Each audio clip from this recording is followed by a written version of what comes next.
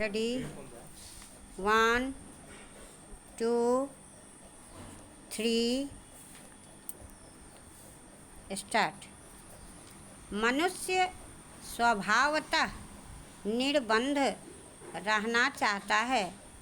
छोटे छोटे बंधन भी उसे खटकता है, पर सामाजिक जीवन की सुचारुता को बनाए रखने के लिए एक बंधन या नियम अति आवश्यक होता है।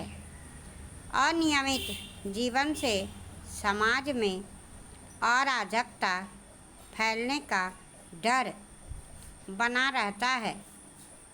प्रकृति के सारे तत्व नियमबद्ध होकर अपने अपने कार्य संपादित करते हैं। यह नियमबद्धता ही अनुशासन है। यह नियम ऐसा है जिससे सभी का कल्याण होता है।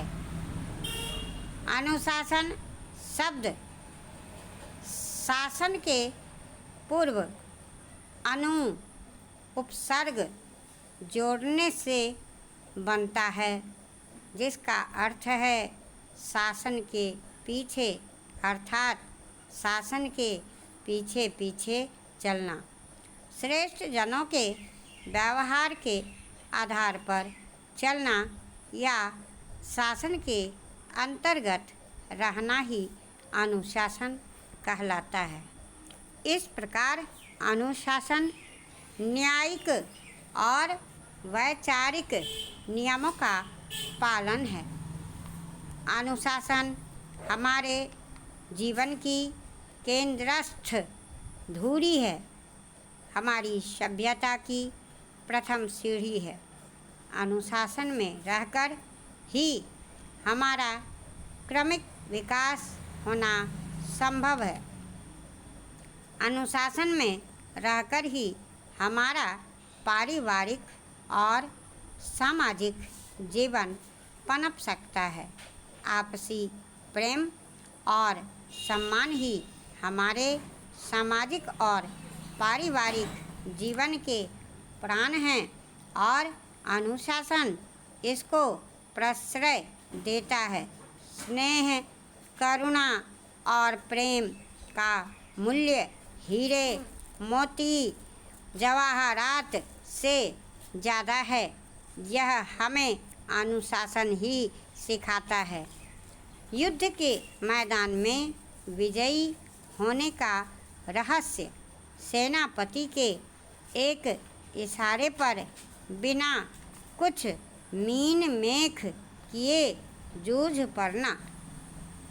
खेल के मैदान में भी वे ही प्रशंसा के पात्र होते हैं जो कैप्टन के आदेशों का पालन तत्परता पूर्वक करते हैं। शिक्षा प्राप्ति की भी कुंजी अनुशासन है। जो छात्र अपने गुरु की आज्ञा का उल्लंघन करता है, उनके द्वारा बताए मार्ग का अनुगमन नहीं करता, वह शिक्षित नहीं हो सकता। वह अपने जीवन में पद, प्रतिष्ठा और धन सभी से वंचित रहता है। अनुशासन का पालन प्रकृति करती है। अनुशासन का पालन सैनिक करते हैं और अनुशासन का पालन स्वयं सेवक करते हैं। अनुशासन के कारण प्रकृति स्वस्थ है। उनकी नियमितता में बाधा नहीं पड़ती। सैनिकों की अनुशासनशीलता प्रसिद्ध है। यदि अनुशासन का अंत हो जाए तो सभी कार्यालयों के कामकाज ठप पड़ जाएं। कोई भी कर्मचारी अपने से बड़ों का ही कद्र न करे तो अराजकता फैल जाए।